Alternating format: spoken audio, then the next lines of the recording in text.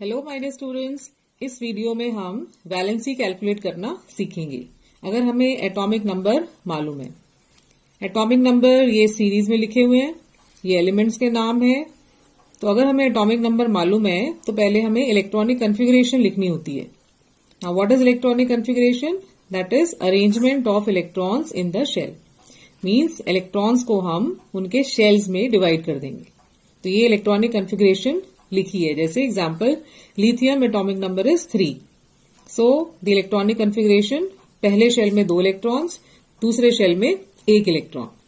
अब लास्ट वाले शेल में जो हम इलेक्ट्रॉन्स लिख रहे हैं उनको हम कहते हैं वैलेंस इलेक्ट्रॉन्स। जैसे बोरॉन एटॉमिक नंबर 5, तो हमने लिखा 2, 3। फर्स्ट शेल में 2 इलेक्ट्रॉन्स, सेकेंड शेल में 3 इलेक्ट्रॉन्स।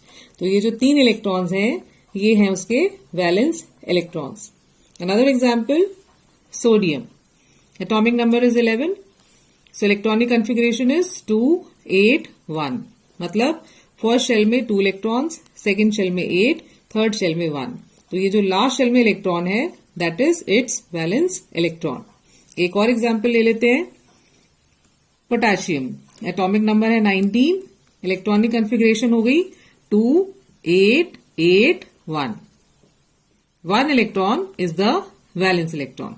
ठीक है, अब वैलेंसी कैसे निकालेंगे? हमारा रूल है, if the number of valence electrons are 1, 2, 3 और 4, then valency is equal to the number of valence electrons. Example के साथ में समझते हैं अब इसको।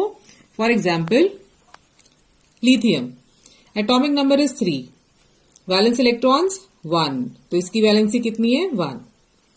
Carbon atomic number is 6, 2, 4 electronic configuration है, कितने वैलेंस इलेक्ट्रॉन्स है इसमें? 4, तो इसकी वैलेंसी है 4। Another example, magnesium electronic configuration is 282 because its atomic number is 12, कितने वैलेंस इलेक्ट्रॉन्स? 2, तो इसकी वैलेंसी भी 2। दूसरा example, chlorine atomic number 17, configuration 287, valence electrons कितने हैं? 7। अब हमारा रूल इस केस में होगा, अगर वैलेंस इलेक्ट्रॉन्स हैं 5, 6, 7 या 8, then the rule is 8 minus valence electrons, वो उसकी वैलेंसी होगी। क्योंकि हर एक एटम अपने लास्ट शेल में 8 इलेक्ट्रॉन्स, दैट इज ऑक्टेट जिसको हम कहते हैं, वो लाना चाहता है। तो क्लोरीन के केस में अब 7 इलेक्ट्रॉन्स हैं, तो इसकी वैलेंसी कैसे कैलकुलेट करेंगे? 8 माइनस 7, तो वैलेंसी हो गई 1। एक और एग्जाम्पल इसी के जैसा, atomic number is 15, that is phosphorus, तो इसके कितने वैलेंस इलेक्ट्रॉन्स? 5, तो फॉर्मूला यूज करेंगे, दैट इज 8 माइनस 5, तो इसकी वैलेंसी हो गई 3। राइट। एक और एग्जाम्पल, जैसे कि सल्फर, कितने valence electrons? 6, again our formula 8 minus 6, so the valency is 2. So this way we can calculate the valency. अब नोबल गैसेस में ऑलरेडी उतने वैलेंस इलेक्ट्रॉन्स होते हैं जितने उनके शेल में मैक्सिमम हो सकते हैं। For example, helium atomic number 2, एक ही शेल है उसका और उसमें ऑलरेडी 2 इलेक्ट्रॉन्स हैं। फर्स्ट शेल में मैक्सिमम 2 इलेक्ट्रॉन्स होते हैं, तो इसलिए उसकी वैलेंसी है 0।